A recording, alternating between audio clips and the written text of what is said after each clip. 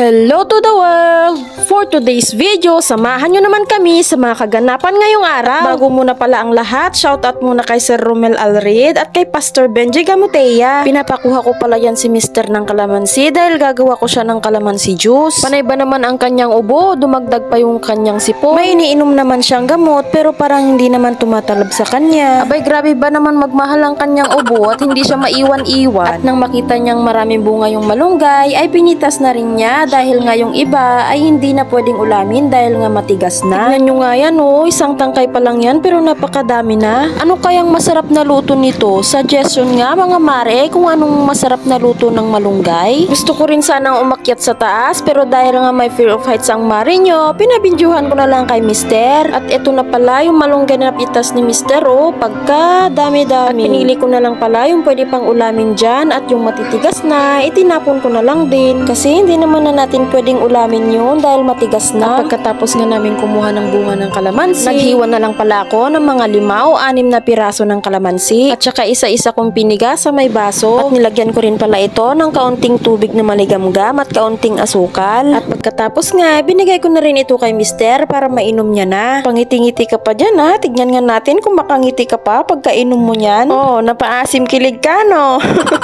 Asim kilihi. Natatawa na lang talaga ako sa'yo Mister habang nagbo-voice over. Sige Mister, ubusin mo yan para sa ikabubuti mo yan. At dahil nga linggo ng araw na ito, nagsimba pa lang panganay kong anak at mga launa na pala sila dumating dahil nga dumaan pa pala sila ng bayan para bumili ng mga susuot nila para sa school. At maraming salamat pala kay daddy at mami niya na siyang bumili ng mga kailangan niya sa school. At tignan nyo nga oh, sobrang saya ng anak ko at excited na talaga niyang isuot. At siya daw ay isang prinsesa. Tignan mo nga siya dyan oh, may paikot-ikot pa. Sobrang saya talaga namin ng yung papa at nagkaroon kami ng prinsesa na katulad mo. At dahil nga alas 3 na ng hapon, nagluto na rin ako ng aming hapunan. At munggo nga po pala ang aking iluluto ngayon. At inuna ko na yung isinala ang isasahog kong manok. At dahil nga igigisa ko na nga ito, inilagay ko na ang luya, sibuyas at bawang. At nilagyan ko na rin pala ito ng paminta at asin para naman magkaroon ng lasa yung ating manok. At syempre, mekos-mekos mo muna yan, insan. Naglagay rin pala ako ng kamatis dyan dahil gusto ko sa munggo ay yung merong kamatis. Dahil nga yung iba, ayaw nila ng may kamatis. At pagkaluto nga, nilagay ko na rin pala yung nilaga kong munggo kanina. Hindi ko pala masyadong nilaga yan dahil nga iluluto ko pa yung mga gulay. At dinagdagan ko nga pala ito ng mga 3 tasang tubig. At dahil nga may nakuhang malunggay si Mister kanina, isinahog ko na rin ito. At nilagyan ko na rin pala ito ng mga pampalasa tulad ng bagong at saka betchin. At nung medyo luto na nga yung munggo at malunggay, nilagay ko na rin yung bunga ng ampalaya. At pagkakulo nga, inilagay ko na rin yung dahon ng ampalaya.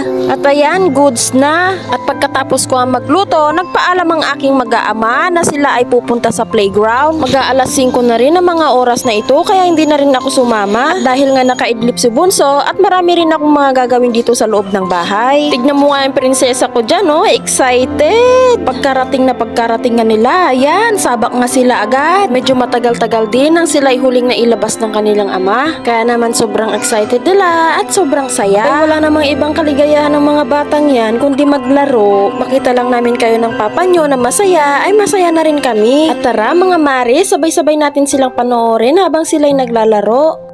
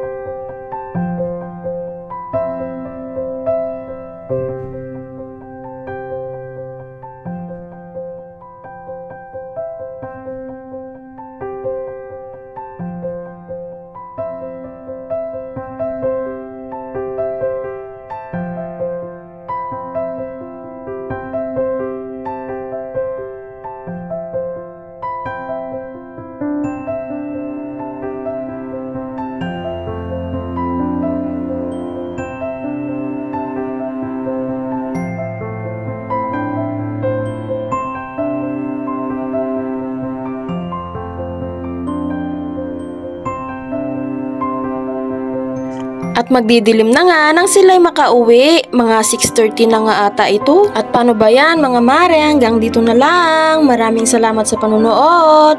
Bye-bye!